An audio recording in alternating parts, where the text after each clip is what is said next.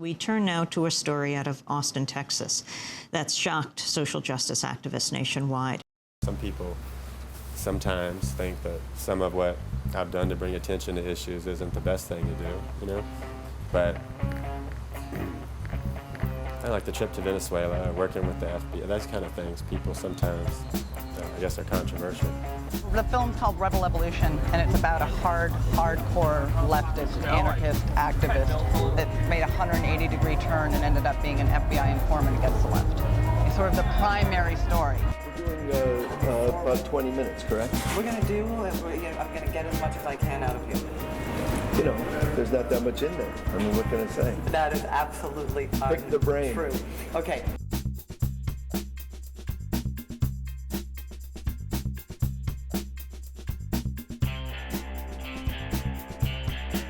They started to become a big realization for me that there were just things wrong. That awakened me to some stuff, though. What was going on behind the scenes. Bill Kunstler was there, the stuff that was going on. I just was not the movement, the idealistic movement that I thought that we were about. It's funny, like everything is topsy-turvy, the world's turned upside down for me, because this is the complete opposite of what I was taught as a child. When I was playing in groups, I had to ask the questions. You know, it's I'm thinking I'm liberal. I'm supposed to be liberal, and playing with these musicians who are supposed to be very tolerant and open-minded and all accepting. The sense of kind of sticking me on a board and saying, the guy from the '60s, the guy who did these things. I'm not a radical then, am I? Maybe it's sad to realize that.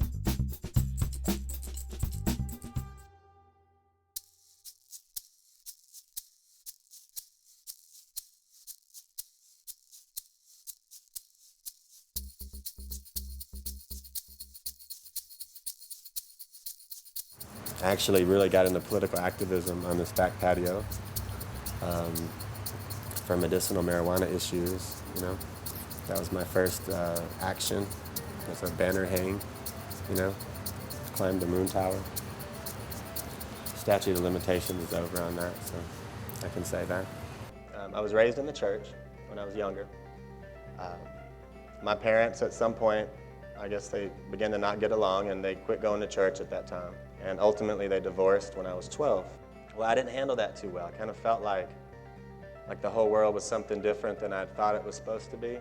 And I got really angry and I left home. I started running away a lot.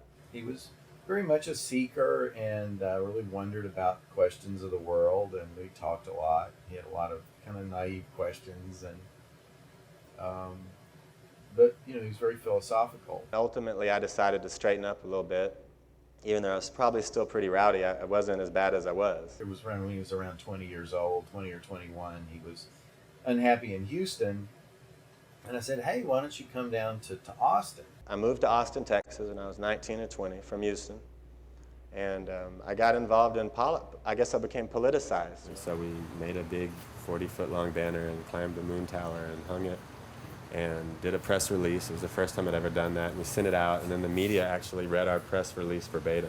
You know, it said local activists risk their lives to get the message out. You know that, and I thought that was great. Had my first success in affecting the media and how the media presents something. I just felt immediately that this empowerment that I could, if there was something I didn't like or didn't think was right, that I could talk to other people, get them to if they agreed with me, and then come up with creative ways to bring attention to an issue. I was staying with someone, a woman, and her friends came to town. And they were pretty intense in radical politics, you know, pretty well, I guess, well-known activists. And a man had just gotten out of prison, whom at the time I believed was in prison unjustly for a number of decades. He was one of the most interesting people I'd ever met. His name was Robert King Wilkerson. He told me, he said, you know, Brandon, if you challenge power, power is going to treat you the same way no matter what you do. And he said, you know, Brandon, you can choose to throw a pebble in the pond and make some ripples, and that's really good, or you can throw a rock in the pond. And the relationship that he and I developed after that, it's safe to say that I got into, my views became a lot more radical. My approach to activism became a lot more confrontational. And I started reading a lot about the Black Panther Party. He was reading a lot of really radical stuff. I read everything I could read, and I talked to everyone I could talk to, and I went to everything I could go to, you know. to learn about them and that attitude. He was starting to hang out with people like Malik Rahim in New Orleans, and that whole crowd, you might say. Bought a very strong narrative. It's something I think is instilled in us from Star Wars, which is that there's an evil empire and then there's the good guys fighting the evil empire. I remember one night, he said, just a thought experiment. He said, I want you to repeat these words. And he said, leave those people alone. They're innocent. And I kind of smiled. He said, no, really repeat the words. Repeat what I just said. And so I said, okay, leave those people alone. They're innocent. He said, now, he reached behind the door and he pulled out this great big shotgun. He said, it's not loaded. He said, but he put it in my lap. He said, now hold that weapon. And he said, now say, leave those people alone. They're innocent. He said, now doesn't that feel a lot different? Leading up to Katrina, he would go down there and he would do work there, and he had friends in New Orleans. When the flood happened, of course, his friend King was stranded, and he can tell you the whole story of his wading into the floodwaters to rescue his friend. And then when I went there, it was so confusing because you had men with guns, and you had some who were gang members and being horrible, You had some who were like white guys with guns, and it would be honest and accurate to say they were patriots who were defending their property and their community. That's true. But because of the socioeconomic situation in New Orleans, they were identifying friend or foe based on skin color, because oftentimes that's how that's identified, who has and who doesn't. So I've always felt a big desire in my heart to help people. And I've always felt very angry when I see somebody picking on somebody who's weaker than they are. That's always bothered me. And the people who didn't, and their little kids were starving, they wanted water and food. And if you had water and food, they wanted your water and food, because it turned into that there. You realize at some point, you're like, okay, this is a complete breakdown of our society. It's an industrial collapse. And the only way that I'm going to have any rights or anyone's going to hear what I have to say or let me keep my water is if I'm armed too. Then he was involved with the Common Ground Collective, because that sort of came out of that whole circle of those old former Black Panthers, or and a lot of the political radicals said, okay, here's our chance to really throw down.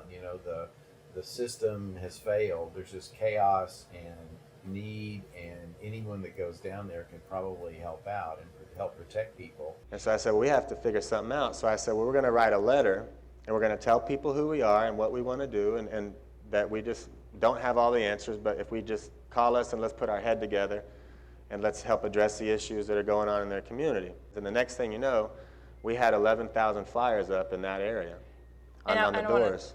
11,000 flyers with your cell phone number. My phone number on it. And there was reasons for that, but it was just important that someone actually answered the call, that there was someone responsible who would answer the call. And people started calling. At the time I was mad, it cemented every anti-government view or anti-American view I had at the time. I was so mad and angry. And I'm sure if you were someone who had, from whatever perspective you were looking at it from, it could have cemented your views. It's so drastic. It was such a shock, Dead bodies floating suck, There's no way around it. They suck, It just sucks. It messes with you, and it just sucks. I remember an entire nation watching these images on TV, right, of these impoverished, neglected people, wading through water, standing on rooftops for a week, sometimes 10 days. I would get really mad when, right afterwards, when I finally got my ass and my boat out of the water, and I got in a truck, and I drove 150 miles away, and there were folks in a Taco Bell eating like nothing had happened, and there was water, and you could just spill water. We had just went through days of having to measure how much water we could have every day, and then worried someone would kill us or hurt us for our water. And 150 miles away, everything was cool.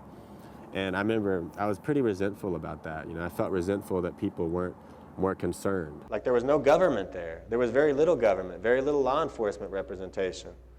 There was very little government, but we were there and we met a lot of the needs. And so We basically had this like parallel government. That's what we thought. We thought we had a resistance movement or something, a revolutionary movement or something. And so all these groups around the world sent people to meet us. Some of them not so savory, it turns out.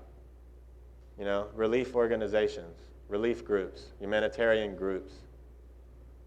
You know, but they were resistance groups, or they were fighting to overthrow the dominant order, which is the U.S. system. Hugo Chavez invited us to Venezuela.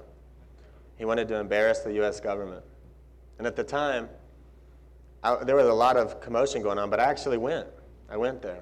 Went to Venezuela, and then he realized that the situation was very complex. When I went to Venezuela and I thought about the Kennedy Foundation, Joe Kennedy taking all that oil and giving it to the poor because America doesn't care about its poor people or whatever that he does. When I went to Venezuela, when I stepped off the government-sponsored tour of the barrios, you know, I found people that were poorer than any American citizen I've ever seen in my life, and I was in the worst of it. But then here's the media saying that there's all these poor people being helped in Venezuela when he nationalized the oil industry, but that's not the truth. There's some being helped, the ones on the government-sponsored tour. So it was very eye-opening, even though I'm kind of glossing over a lot of stuff. It was very eye-opening. I was there a month, you know, and they didn't want to let me leave.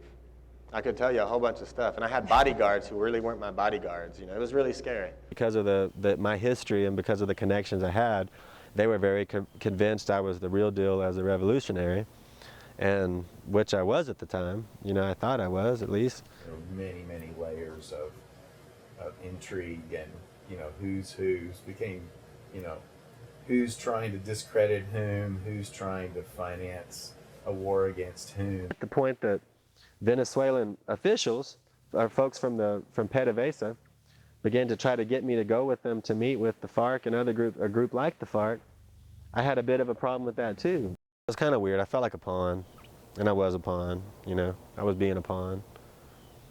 And then I came back with all this stuff that really bothered me about it, and no one to really say it to.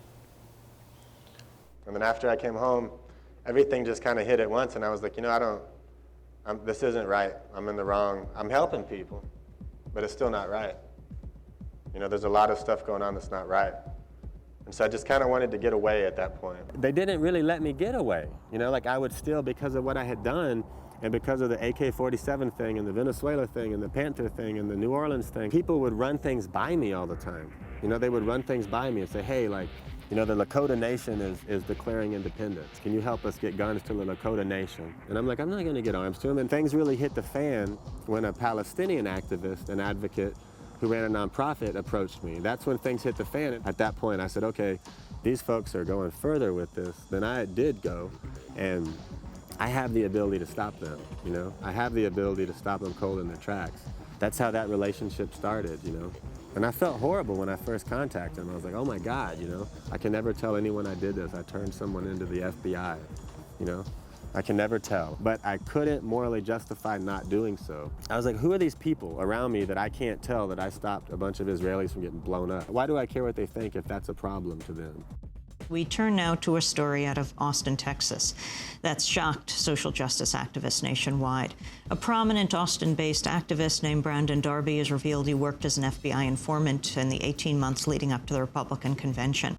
Anytime there's a protest or a demonstration, for instance, like the Republican National Convention, you have folks who are exercising their rights, and they're organizing demonstrations and protests, you know, and they want to make a statement. On the first day, it was not exactly the welcoming party Republicans had in mind when they picked St. Paul for their convention. And they'll use civil disobedience and interrupt the flow a little bit of traffic to get attention, but that's their right to do that, you know, that's civil disobedience. That's what Martin Luther King did. That's what Gandhi did. Somewhere between 5,000 and 10,000 demonstrators pushing for all kinds of causes and generally against the Iraq War pretty much got upstaged by a handful of guys in black wearing bandanas who call themselves anarchists. Separate from that, you have a group of anarchists who organize, and they organize with more sinister, what they say is they organize to shut something down by any means necessary. They were saying by any means necessary, which in a lot of anarchist parlance, that's a euphemism for arson, really. And they're willing to use violence. They say that openly. They say any means necessary. They don't say any means necessary except violence. They say any means necessary. That's what they say.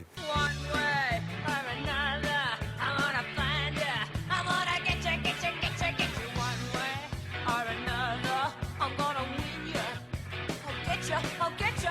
so that's why the whole thing arose, and they said, hey, why don't you go along and have a look and make sure they're not getting anything too bad. Darby's admitted to wearing recording devices at planning meetings and wearing a transmitter embedded in his belt during the convention. He's expected to testify on behalf of the government later this month in the trial of 2 Texas activists who were arrested at the RNC on charges of making and possessing Molotov cocktails. There were a group of criminals who came here with a very expressed goal and intent. They came here to try and stop the convention, to crash the gates, to stop the buses and the delegates from being able to do their lawful duty. They failed. But then immediately, after everything is said and done, what I didn't realize and calculate was the tendency of the moderate left to then cover for the ones who got in trouble for the crimes. The fact that I have to have some concern for safety at times because the American peace movement wants to get me, that says a lot about what that movement is.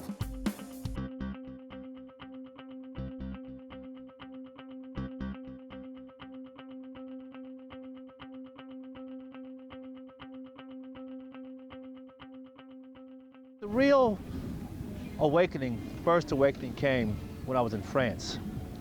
I was living in France. My father was stationed over in the military. As a little kid, you hear noises over your head from adults. Different emotions, anger, sadness, excitement, fun, business talk. And then one day, there was a kind of a wailing in the house. And a book dropped down into my little world onto the little coffee table. I grabbed the book, and this was the source of the wailing in the house. It was Jet magazine. On the front page was a picture of the emaciated, destroyed face of Emmett Till. Emmett Till was one of the big civil rights cases in the 1950s and 60s. He was from Chicago. He went down to Mississippi to visit some relatives. He went into a local grocery store, and on his way out, he just happened to look at a white girl. You're not allowed to speak to white girls as a black kid, or look white people or white girls in the eyes. And he just said, hey, well, he just looked at her, something like that. Girl went home, tells her relatives, her father. They go to where the boy was staying with his relatives. They take the boy out of the house. The adult relative male couldn't do anything about it, he had guns. Took the boy down by the Mississippi River, and with their fists, they beat that boy to death. And that was the beginning of my awakening to something about my skin color and my existence that's harmful to white people. When I got back to the States, got to Alabama, Fort McClellan, Alabama, my father was stationed there. I think the second day I was there, where my older brother and I were out on the porch, out on the field, the playground, playing. There was a brown Hawaiian kid, and this white kid were playing, and they saw me come up. The Hawaiian whispers into the white kid. His name was Trey. Rusty was the Hawaiian kid's name. Whispers into Trey's ear to call me a name. So Trey comes over, I'm minding my business, and he says, nigger. I'm like, I mean, nothing to me. My older brother, who understood it, he said, you'd better hit him for calling you a nigger. And if you don't, I'm gonna hit you. And I did not want to hang with my big brother. So I ball my little fist up, Trey balls his fist up, and I hit him in the eye, knocks him down. He gets up, I hit him in the eye again, he's bleeding. And he's screaming, runs home crying, and Rusty runs away from me. And then a few minutes or so later, Trey comes back out, crying, puts his hands out and says, I'm sorry, I apologize, that was wrong for me to say. What had happened was Trey went inside crying, and his daddy, who was a captain in the military, my father was a sergeant, crying, said, Daddy, I said, what's the matter, boy? He said, that nigger, he hit me. His daddy said, what did you say? That nigger hit me. His daddy gave him a spanking of his life. And he came out and apologized, and Trey and I became good friends. I began to become more aware. Something is amiss here in our society. Then when the 1960s hit harder with the black, they call it revolution, it was a black cultural revolution. The dashikis, the afros, black power, we shall overcome, the civil rights movement. I got involved with that, and I got involved with the hippie movement, and got involved with the anti-war movement. I never desecrated the American flag. I didn't like it when they did it. I didn't hate, well, I didn't understand the United States. Then I got involved with A-Trap Brown, Black Panther militants, because the militant brothers had been telling us that it's time that we get black. So I got involved. I left the hippie movement, got involved with that. Then I discovered some things about the black movement I didn't like. When they said black power, whether we understood it or believed it or not, we had to go black power. Plus we were intimidated by other blacks, that if you know black power, it's like, what's wrong with him, right? They told us that when the revolution comes, when they start killing all the hunkies, if they see us on the street with them damn hippies, killing you too, nigga. See, and so we, yeah, black power. The thing that got me about the Panthers was not so much their rhetoric, because they frightened me. I was more afraid of the Panthers than I was of the police. That's why the Black Panther movement party has never caught on with black people.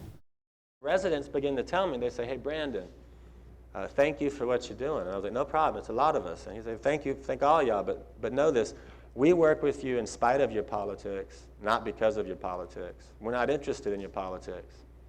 And that was the most oppressed group of Americans that I can think of in my lifetime. And they still didn't hate America. You know, a lot of their kids were soldiers and cops. And at the time, remember, I hated the pig. I remember I had this little tape recorder because there was a lot of tension between myself and law enforcement officers at the time. You know, there was a lot of tension going on. But then came along this guy his name was John Bryson, and he was the captain of the 5th District, which encompassed the 9th Ward of New Orleans.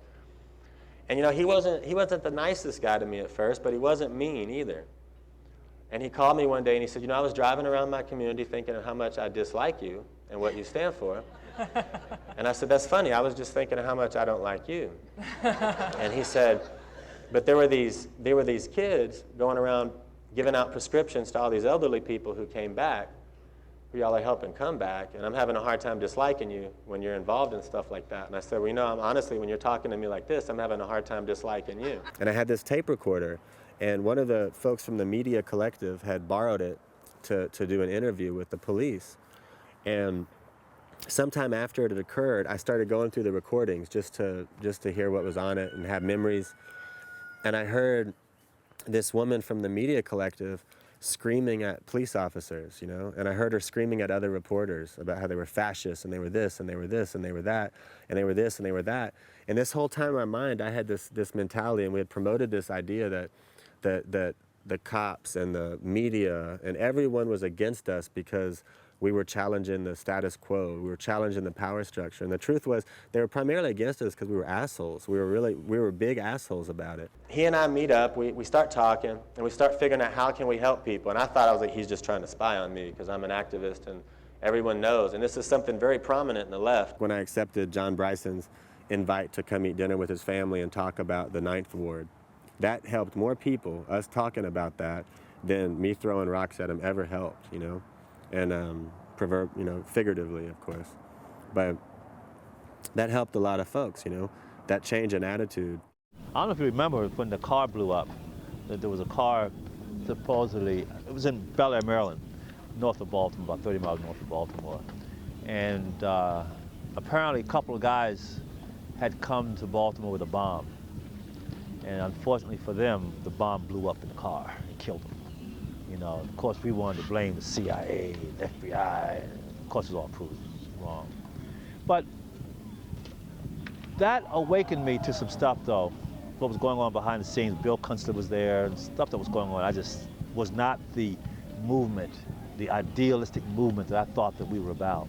They started to become a big realization for me that there were just things wrong. Mumia Abu Jamal, I always thought this guy was innocent. I thought the government set him up because he was a Black Panther Party member, you know, but as I started to get to know other prominent Black Panther Party members, they would say things to me privately like, of course Mumia did it, but that's not the point, you know, that's not the point. And you say, well, that is the point actually, because that's why I'm sitting here fighting for him to get out, is because I really thought this guy didn't do it. And when you look at the facts and you say, well, this guy, he didn't even claim his innocence at trial. He didn't claim his innocence until way later when the ACLU and the Lawyers Guild people started helping him articulate a way to attack the country with him being held accountable. And these kind of things start to affect you. You know, if you're a thinking person, you say, well, I did wrong. You know, like, I'm wrong. I advocated for that. I'm dead wrong. You know, so now I'm dead wrong and I need to do something to make it right. And then sometime after that, I continued my quest to find out who I was, why I was here, why am I born, what is my mission, what's my purpose. And one day, after ODing, nearly killing myself in Palm Springs, up in the mountains, I ran into some Jesus people in Hollywood. And then I became a minister, or the leader of the Jesus People movement. And then I thought I was a minister, until I realized I wasn't. I thought I would just get away from these folks and make it right that way. And that's what I primarily did. When I arrived here, I saw the homeless situation, and I began to criticize, once again, everybody for it. God spoke to me, I believe, and told me that I talk too much, and that if I know so much, I need to go out and do something about homelessness. And in fact, he said, don't bother talking to me until you go and do that. So I did, and the rest is history. And I said, wait a minute, like, my mind has believed some spin, you know? My mind has believed some revisionist history that was apparently designed to further the cause of the movement for peace and justice, which isn't peace and justice.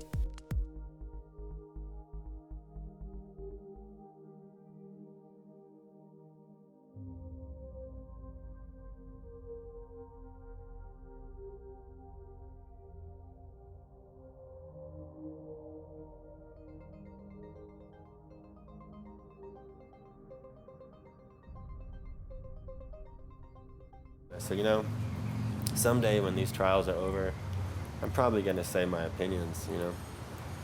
But then, you know, life goes on and you don't want to. And you think, well, I live out in the country, I have chickens and animals and a garden, you know, I'm okay. And I think I'm just going to let this go. But I don't feel like that's the option I had. You know, the option I had was either to walk away and get rocks pummeling me in the back of the head, or to turn around and start to speak my mind, you know, and that's what I've opted for. So we're asking you a question. When you hear the word rebel, what comes to mind? Rebel. Anti-establishment on some form or level. Africa. What? Africa. Okay. Rebel. The Dukes of Hazzard. Russia. Russia? Rebel. Somebody's got a cause. Somebody that wants to make a message clear. I had accessed the halls of my heroes, and they weren't heroes at all, you know? They weren't heroes to me anymore at all. I began to think that they were dishonest and disingenuous, and that they said whatever they had to say to reinforce the narrative. They helped people. That's true, they helped a lot of people, you know? But I tell you what, they weren't my heroes anymore.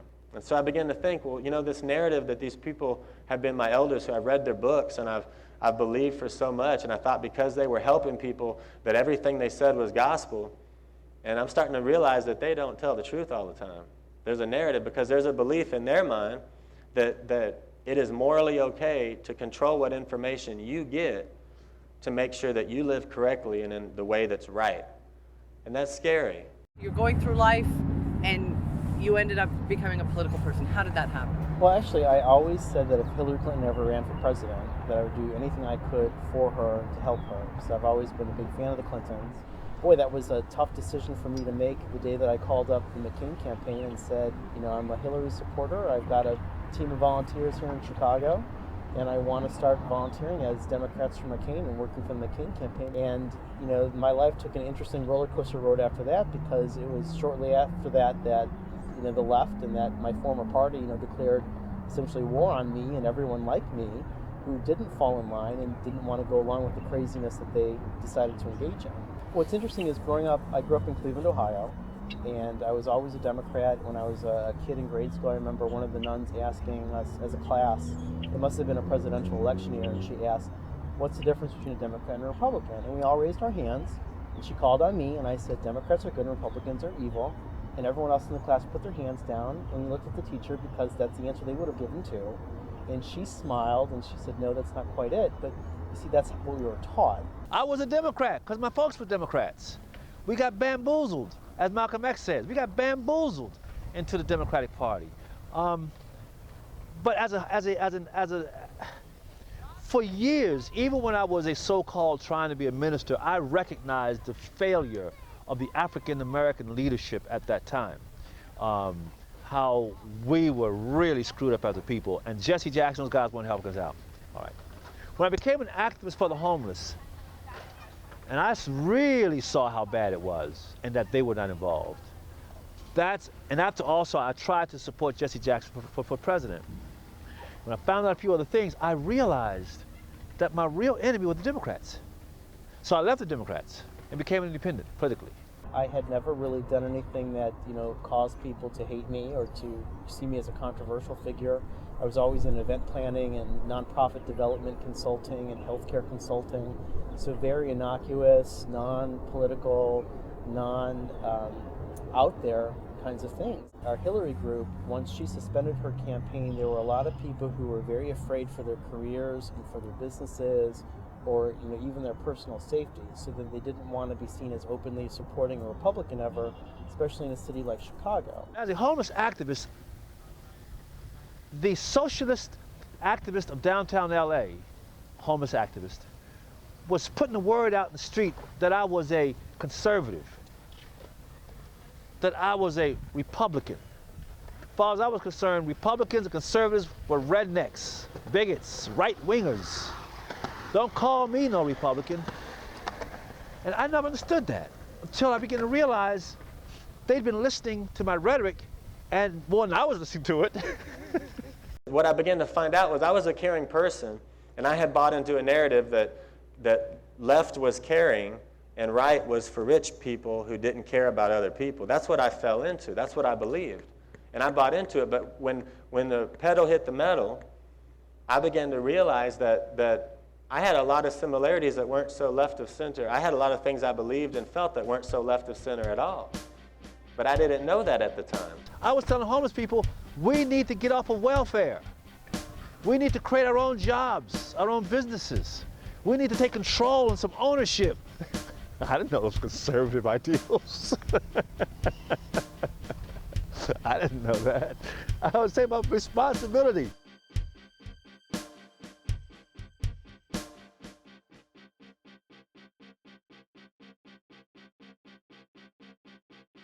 Study my history of how the Republicans, not Democrats, set us free from slavery.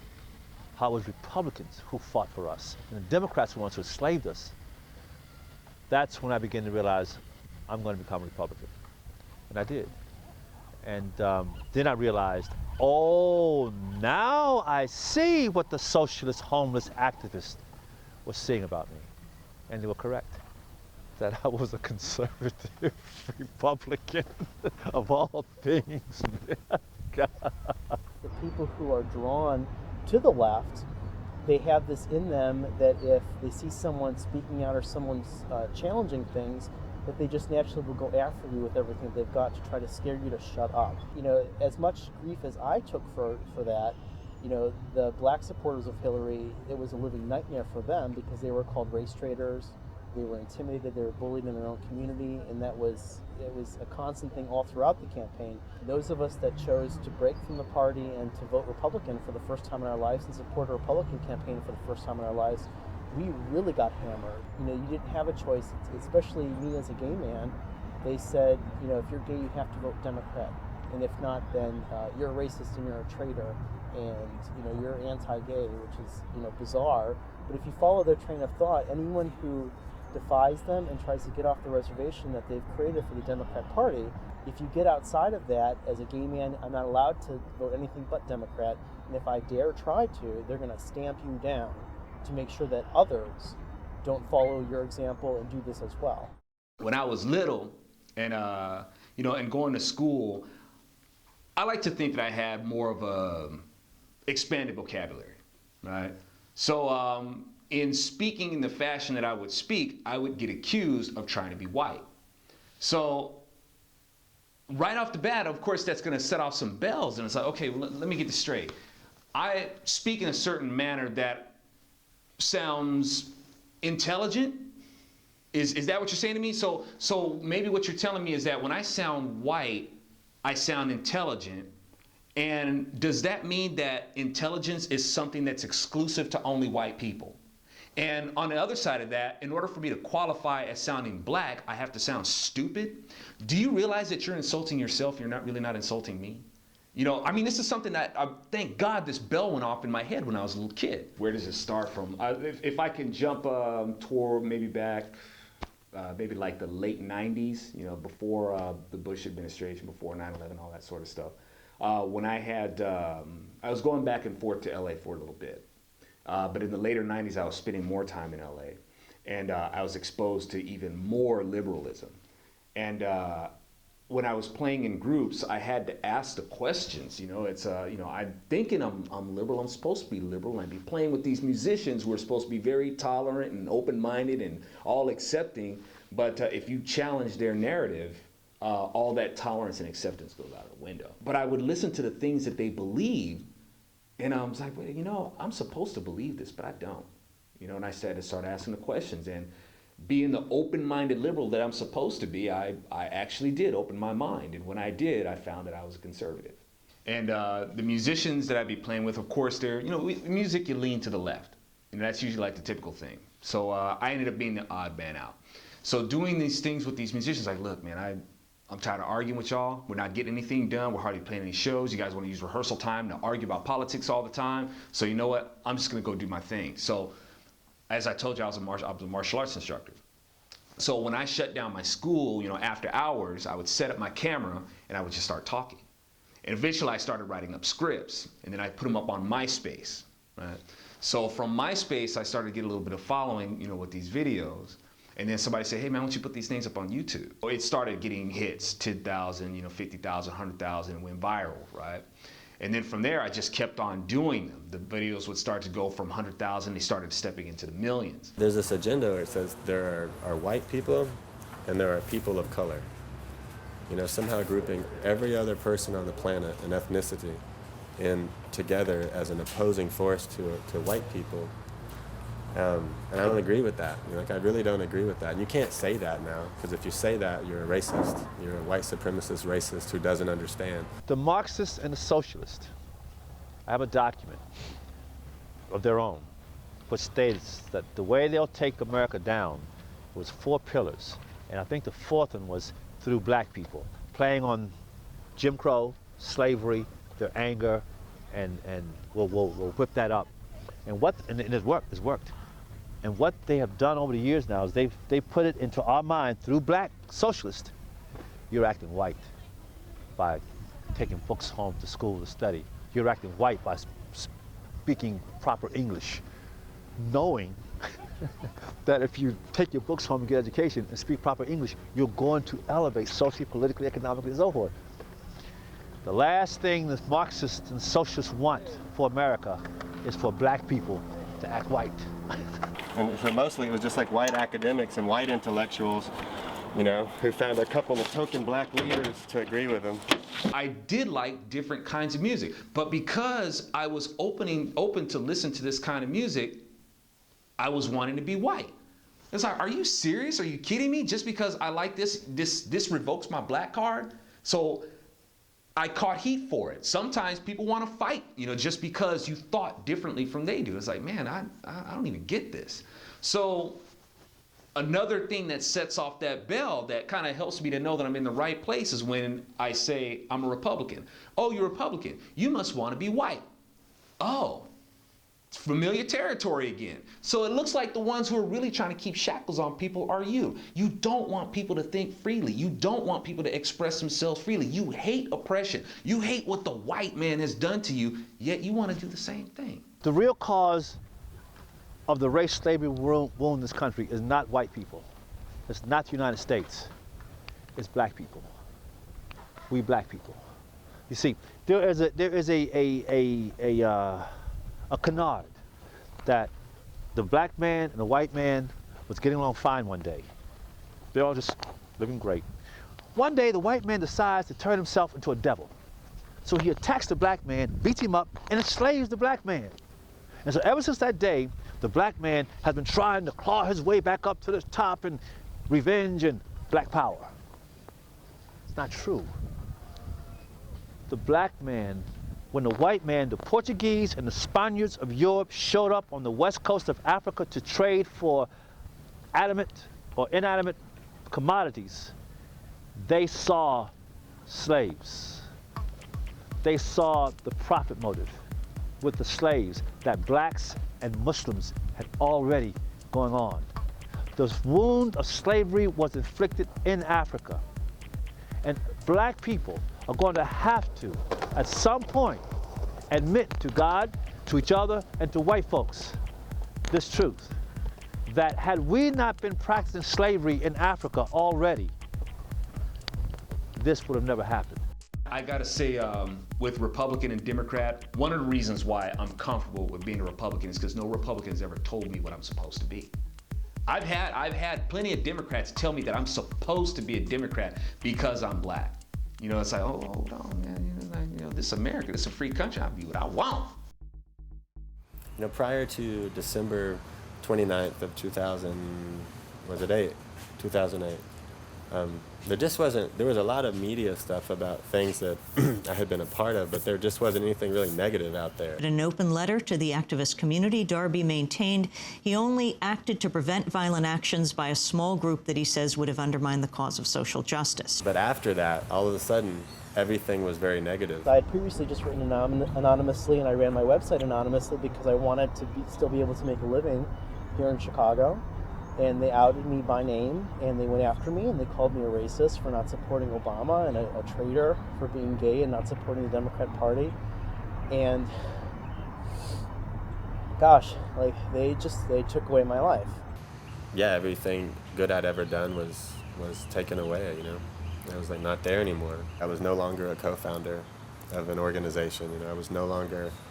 I had no longer done any good work in New Orleans. I had participated in some efforts, or, you know, these kind of things were said, and amongst a lot of bad things. They will ostracize you and turn you into a pariah and do whatever they can to do malicious things to destroy you. And gleefully so. That's what they do. That's what historically the far left has done, you know, like it's almost like they can erase pictures. So when people would Google you to try to hire you or to use your company for something, they're not going to because you're branded a racist. It affects work too, you know. Like right now, it's easy for me to find employment with people who identify as conservatives, but I live in an area where most people don't. You know, socially, you know, they destroy you and they whisper and they look at you and say, oh, there's that guy. That's that troublemaker. You know, he's the one that he's a conservative, and, you know, shun you like you have some sort of a disease. And this is supposed to be the tolerant left. So whenever you hear, especially gay activists, shouting about conservatives are so evil and the Republican Party is so evil, I want to tell you something. Not just during the Hillary campaign, but during the McCain and Palin campaign and the years since, I've traveled all around the country. I've traveled all throughout the South. Not once have I ever had a conservative person be cruel to me, be even rude to me for being a gay male. But every day I am subjected to such horrors and such persecution for being a gay conservative. So it's like I had to come out twice in my life. The first time, you know, coming out as gay and being open about who I am, no conservatives were evil to me. But coming out as a conservative in the gay community, they absolutely want to destroy me. Because I had been so public before, you know, and so many things had happened, I really felt like the chances are I was going to get seriously attacked for it in the media, you know, and seriously attacked. I was surprised that the New York Times and the mainstream media took that approach. I was very surprised by it, you know. Really? New York Times got a hold of me, and this Colin Moynihan, I think his name was, and we were talking, and I said, you know, I'll give a couple of brief statements, but I can't do an interview about the details of the case. I'm sorry. And he was like, well, you know, this story is kind of coming out, and there's a lot of people who are in the peace activist community who feel betrayed by what you've done and by the government. They don't trust the government now. And I said, okay, some of the people in the peace movement just made bombs. Why is that not the story? You know, and he's like, it's just not going that way, man. You know, and I was like, why is it not going that way? And he was like, it's just not going that way. And I said, okay, Colin, that's cool, man. It's funny, like, everything is topsy-turvy, the world's turned upside down for me, because this is the complete opposite of what I was taught as a child. And it is hard for me because I recognize that my perspectives, were changing very heavily because of my experiences that I was going through very rapidly, so it's hard to really pinpoint like oh, okay, the media, is it left or is it right? But now, in the subtle nuance, like clearly from the situation at the New York Times, there were a group of people who were sitting in a room discussing what the story would be and how it would be spun. And they said, oh, if we spin it this way, it looks like the left is committing violence against conservatives, and that might boost McCain or Palin. If we spin it this way, if we spin it that way. And they clearly came out with a spin that I think is horrible, but they clearly came out with a spin that would promote the Democratic Party and promote the left's agenda. A lot of times I think with media and same with academia, they'll say, well, we're not left or right, we're just logical. That's the argument they use. We're just logical. And now how on earth you take a situation right before an election where someone makes bombs to throw at individuals, how you take that and turn that into, the peace movement is upset at the government's betrayal. That's a little too far out there for me. I still identify as an activist. I think Martin Luther King was an activist. I don't think he'd identify with the anarchist agenda at all. In fact, I think it's another one of those deals where you say that, like the New York Times said, the Austin activist community. And it's like, are you telling me that the conservative men and women who volunteer at shelters and donate money at shelters and have toy drives, and are they offended by the government stopping this bomb plot? I don't think so.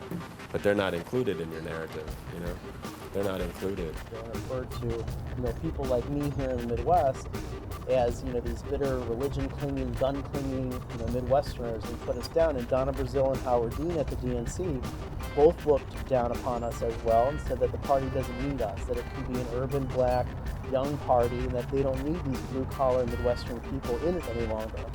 But the fact is, it remains that there's still a huge split to this day with people who were lifelong Democrats until 2008 who are now disgusted by the party, disgusted largely by these Alinsky tactics that were aimed for the first time at members of the Democrat Party. And I knew someday the story would come back around, I figured it would if I wanted it to, but I knew it was going to be a while.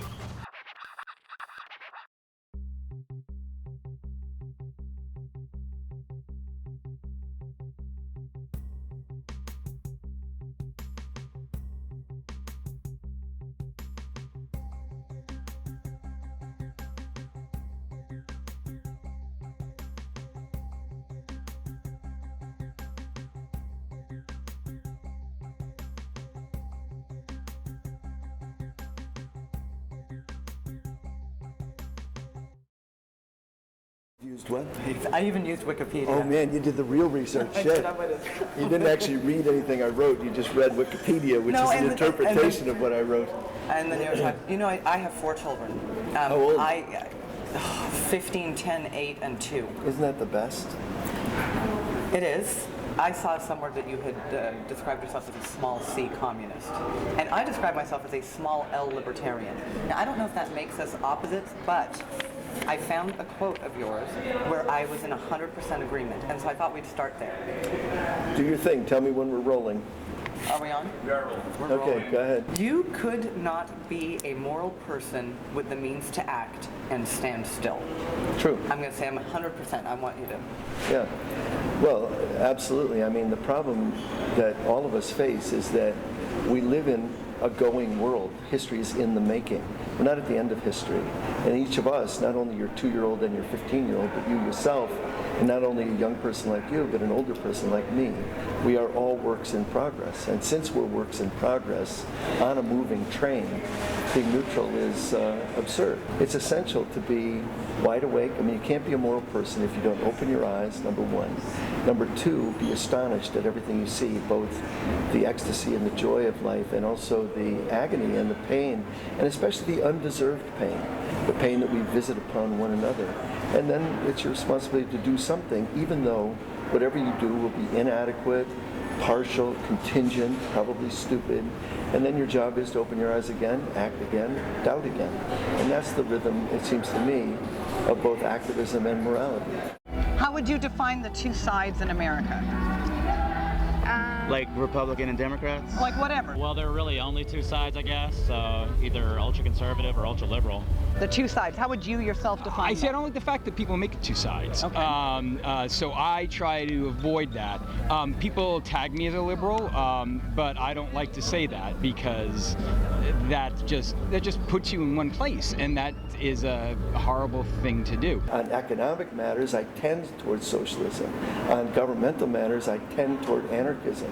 In terms of sexuality, I tend towards being a libertarian. In terms of the First Amendment, I'm a fundamentalist. In terms of education, I'm a universalist.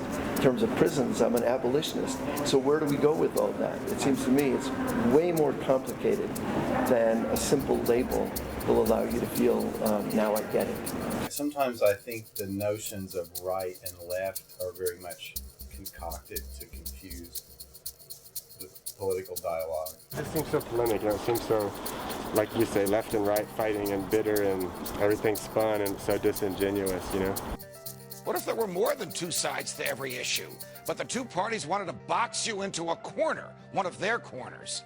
What if there's no such thing as public opinion, because every thinking person has opinions that are uniquely his own?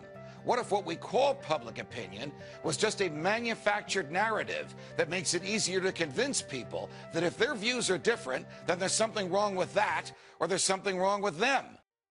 Okay, your name is? My name is James Werner. And you were a Libertarian gubernatorial candidate.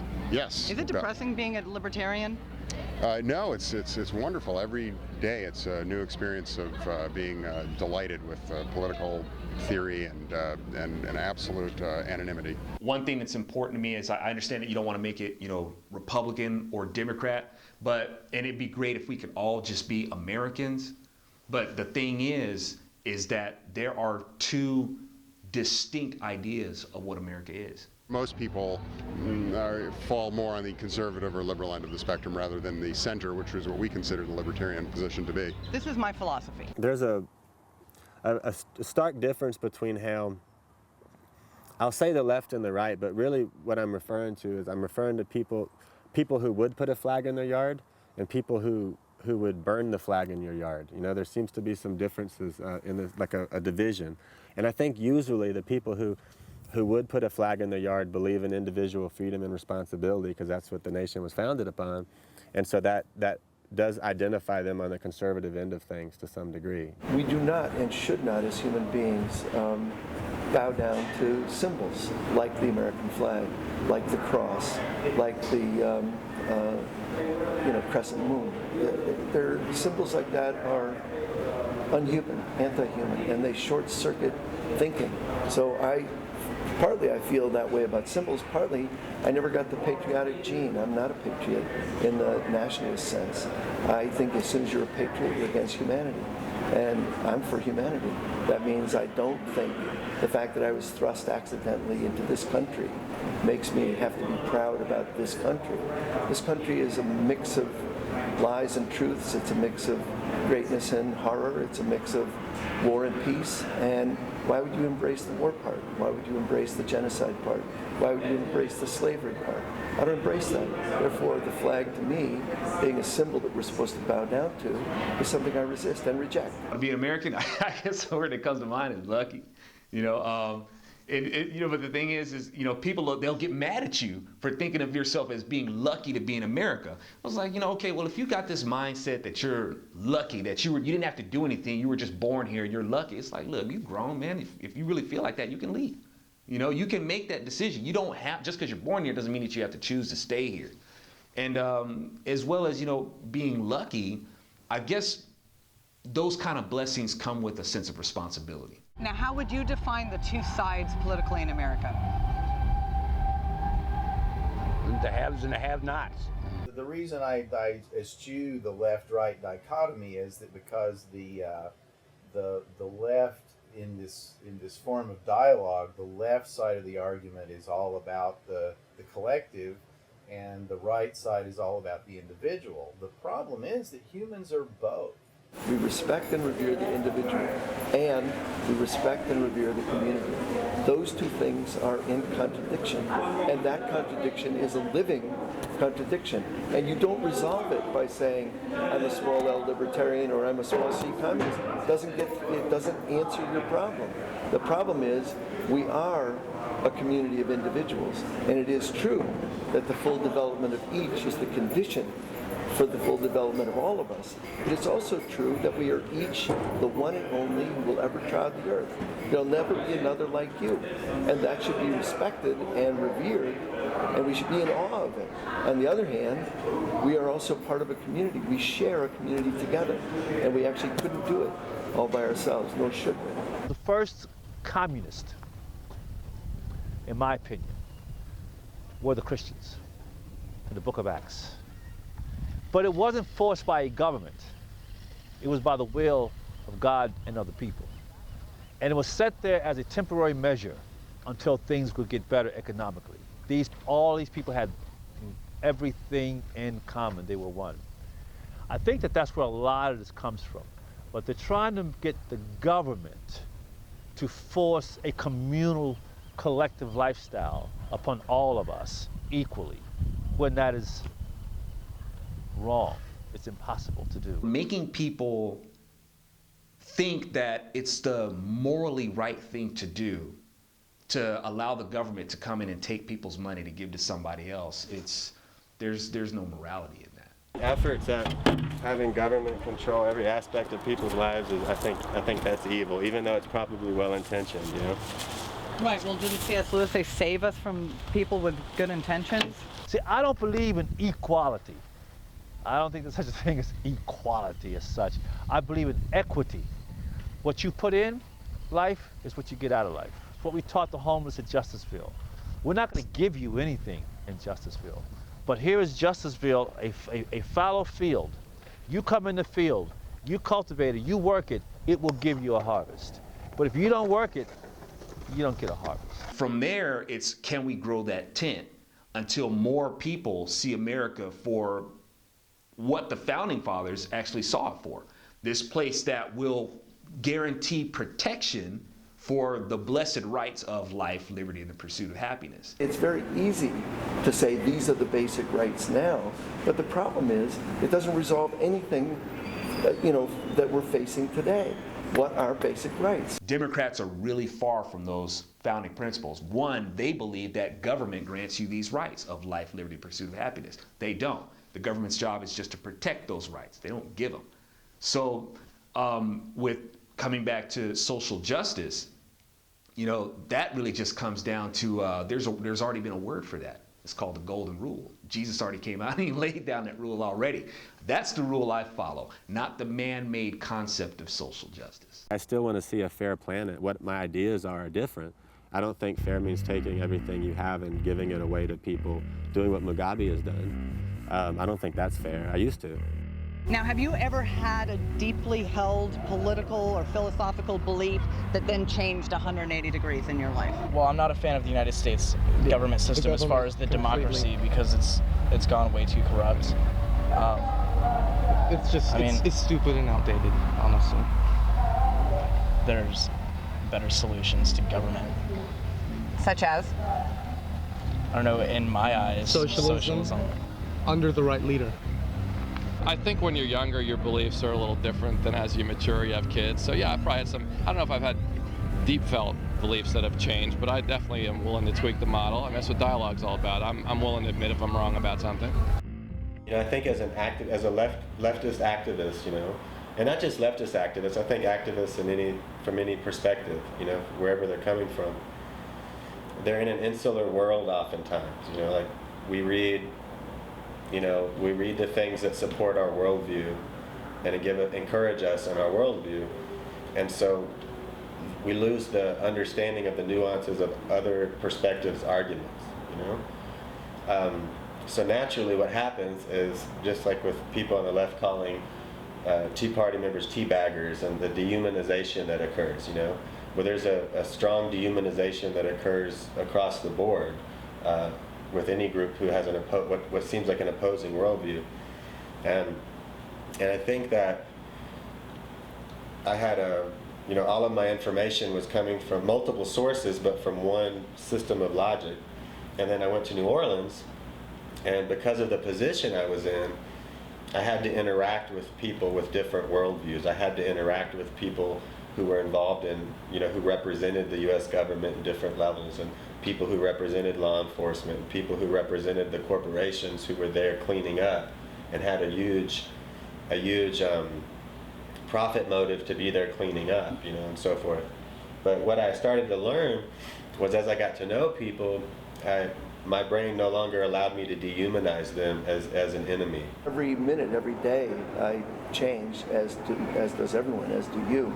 And it's true that I've had a life that is at points tumultuous, at points, more even.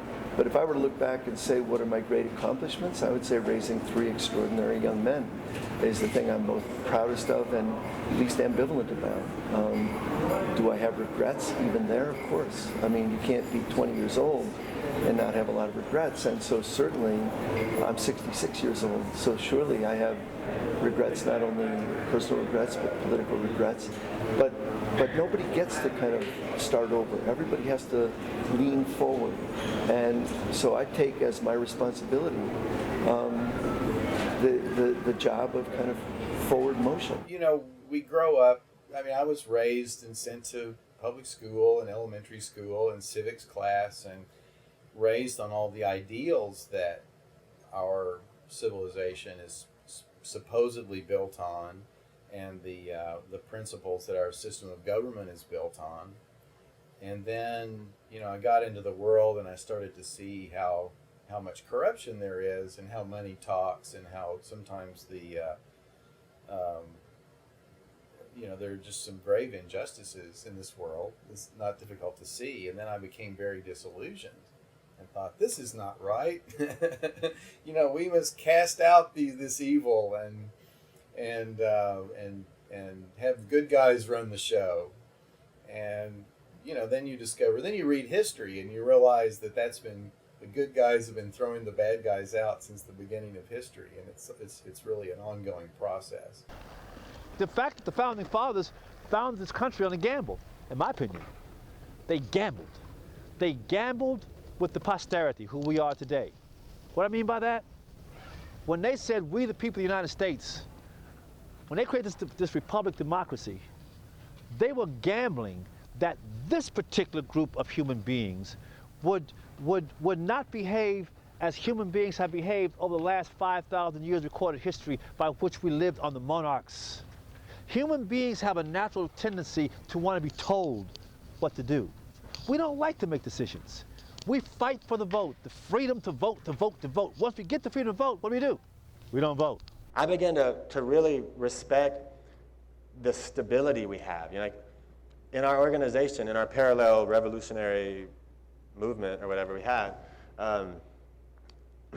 we couldn't institutionalize anything. Like if I left for a few days, or if Malik left or someone else left, people threw a coup. It was like a banana republic, And I started to realize just this thing that we have in the U.S. called stability, and this system of checks and balances, as imperfect as they are, they're institutionalized.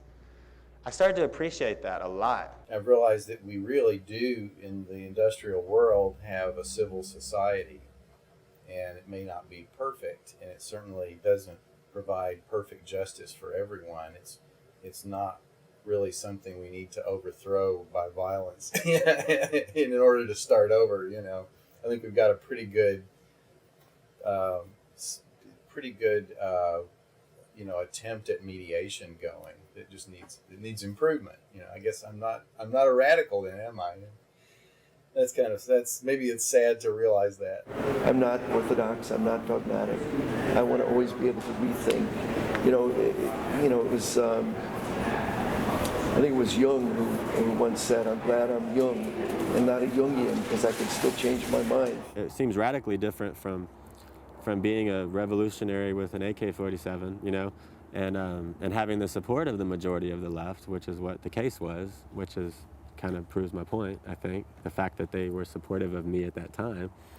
And then years later, working undercover with the FBI, I don't think that as much as that is different, the substance of what that is, the core of what the drive was, isn't different at all. You know, one of the things that happens because of the undeserved and unwanted celebrity or notoriety that I've had in the last few years is there's a sense of kind of sticking me on a board and saying, the guy from the 60s, the guy who did these things. But I've never thought of myself that way. I'm not nostalgic for a ship that already left the shore. I'm actually living forward, and whatever the 60s was, and mostly it's a media construction, but whatever it was prelude to what's happening right now. There are times in life and moments in history where people need to stand up. As much as I don't want to be involved in politics, it sure makes it hard not to be, you know, because there's so much stuff going on that I just think is horrible. Believe it or not, I'm not really a big political buff. I'm not. I just understand that I really dig being free. And I know that having freedom takes maintenance work. That's all it comes down to. I'm not thinking of myself as like this professional political whiz kid or anything like that. It's just like, look, man, you know, this our house, man. We got to keep it clean. Initially, when my name became public and there was such a massive attack, you know, I realized, I was like, you know, there could be a lot of potential, as uncomfortable as this is, a lot of potential for good in this. You know, they have in fact given me much more of a platform than I deserve, you know, much more of a platform than I would have had otherwise. And I should probably use that for things I believe in. Hello, this is Brandon. My address, which is also the address of the organization, which we've opened as a shelter, is it's on our website. And you're with the Tea Party in the Woodlands?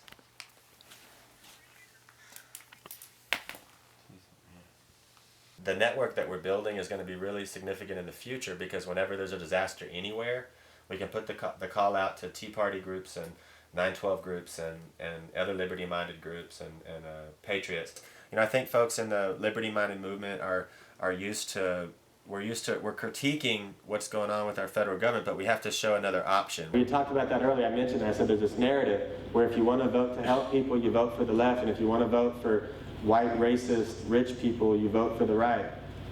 That's not an accurate narrative, though. You know, we have to show that. So the narrative becomes, if you want to vote for a big centralized government forcing people to help people inefficiently, half of which are just milking the system, vote for the left. But if you want to vote for individuals and communities, helping other individuals and communities in an efficient way, vote for the right. And that's what we have to change it to. And I think it's possible, because I think that's the reality. Being one of those people out there say, hey, look at that guy. You know, he doesn't seem like one of those stuffy, uptight country club Republicans that we've been led to believe. I mean, there's some out there. Don't get me wrong. And I'm one of those guys that are trying to say, yeah, we're trying to separate ourselves from you. You guys are out of touch and you don't get it. Surveys and studies and polls indicate that only about 13% of the American population is genuinely libertarian in the sense of the way it's understood by the founding fathers and by libertarians today. This is more of a cultural fight than it is a political fight. And I understand that, you know, with the Tea Parties, you know, it's okay, we're going to kick these guys out of office, right? So, okay, well, that's all well and good, but now you got a political victory. You haven't done anything in the culture, because it's the culture that gives these guys their power in the first place. Well, I'm challenging all these conservative blacks and Tea Party blacks right now, and I'll send you my material on this. They're great at talking with white people behind closed doors and writing stuff, but you don't see them get out here in the streets and walking the streets and talking with black folks and the guys on the corner, marching, demonstrating, educating.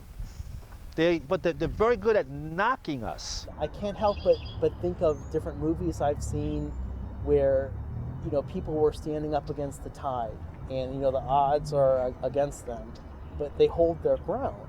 And if you believe in something and if you love something, you need to do that. If we deem that our people are redeemable, then the question is, how are we going to do it apart from socialist, Marxist ideals of addressing the masses? How are we going to take conservative, capitalist ideals to address the masses. Just help people, and the relationships and the organizing will be a result of helping people. That's better. That's solid. That works. We're not going to give you nothing because we recognize giving you does not help you. We want to partner with you. If we don't have a partner, we can't help you. And that's what's got to happen in this country. I have been transformed, and I think that there is no going back for me, even if I really wanted to. I think that I'm a different person now. I'm someone who is unafraid of standing up and then speaking out. And I really hope that, you know, through all my friends and all the people that I'll meet for the rest of my life, that I can instill that in them, at least to some degree, that you should and you can stand up for what you believe in, whatever it is. And I don't care if you believe 180 degrees opposite of me, you know, speak up about it and stand up and do something about it, and I'll applaud you too, because that's how this country should be. People don't like to be offended. They don't like their most cherished ideals to be contradicted. So while they believe in free speech in theory, a lot of times they might oppose it in a specific instance, and that's true with a lot of our civil liberties. So is it depressing to be a libertarian? I think conversations like this are actually the name of the game, in the sense that one of the core essences of democracy is learning how to talk to strangers, is learning how to talk across ideological and racial and gender and generational divides. It's really hard to be an extremist, I'll put it that way, when you can see the humanity in other people. But the similarities get blunted through the differences. But we can find the similarities when we learn how to talk with one another.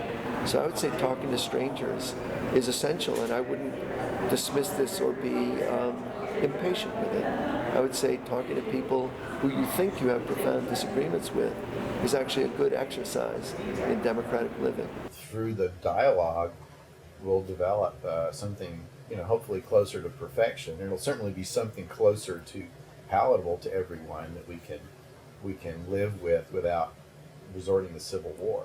All this race pride stuff, I think, is stupid. So, we didn't choose to be who we are. We are who we are, and I'm glad God made me who I am, because now I know why I'm here. I know what I need to do in life, and I'm a very fortunate human being because I know who I am. You know, I'm a smart guy. I could find things out. I could do without certain things. People have done hard scrabble before, and you know, I don't really care about the material stuff. I'm from Cleveland. I'm used to terrible, so you can't make my life much worse. So let's just keep going. Looking forward, you don't know what the hell's going to happen. Looking backward, you're sure you would have been on the side of the angels, but that's a convenient and delusional way to live. So I look forward, and since I don't know what's going to happen, I get out of bed every day hopeful, believing that what human beings do or don't do will make a difference. So we're trying to set up a model here, and one of the problems that I'm a little concerned about, but I know it's going to work out, I know that God will work it out, is that we're setting up our home as a model, and everyone's saying, well, what if you open your home up and nobody helps you? And I'm like, that's not going to happen. You know, I don't believe that. Thank you. It's such an encouragement. Thank you for your call. Yeah, thank you for helping. So the Founding Fathers are gambling that the day when this new nation is seriously threatened to be destroyed, that somehow the American people, we the people, will find it within ourselves to do that which is unnatural and save this nation and keep it a free democratic republic. If somebody's obviously trying to work hard and they lost their home, then we can help them. And the only catch is like, well, what do I have to do to stay there? It's like, you have to help me help other people. That's the catch, you know? That's the catch. You have to help me help other people. People can make sure resources are being used effectively to people who are actually trying to help themselves, you know? Get on their feet. And as long as people are willing to help other people, it's going to be a great situation. If the great political thinkers and the great activists of history had become depressed simply because their cause appeared to be hopeless at a given time, then no progress would have been made throughout human history. So tyranny like hell is not easily conquered. Exactly. I'm a kind of a go down swinging kind of guy, and you know, so I like to think that I'm not the only one who gets it. I know that there's a whole bunch of people who get it, and I think there's a whole bunch of people who are ready to fight to the end, because where else are we going to go from here? You know, this is it. This is the last stand right here. Well, I'm writing a book that you'll be interested in called Talking to the Tea Party. Oh, really? Yeah, sure. Because, you know, people think they disagree when they don't. And I hope that my role is, one of the roles I can play is to make sure that to try to be a bridge of friendship between the organizations, you know. And people say, well, you're going to open offices in these cities. I'm not opening any offices, you know. Like I do what I do, and you do what you do, and I hope I influence you to do better. And I hope I can be a support to you to do better with the skill sets that I have, because that's the only thing that makes sense of what I've been through, is that I use what I've learned and gained to help you. And what I'd like to suggest is you have a heart and a brain at the same time.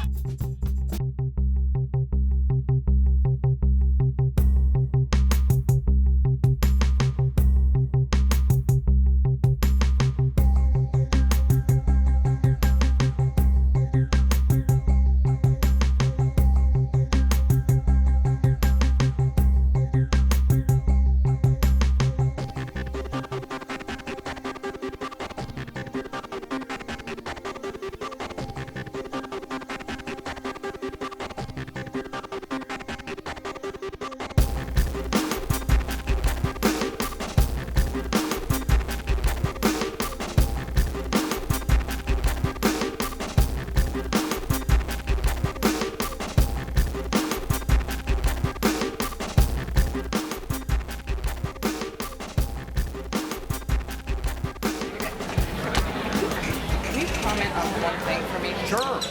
What do you think of this as a phrase? Liberty is the greatest form of social justice. Bingo. Considered stolen.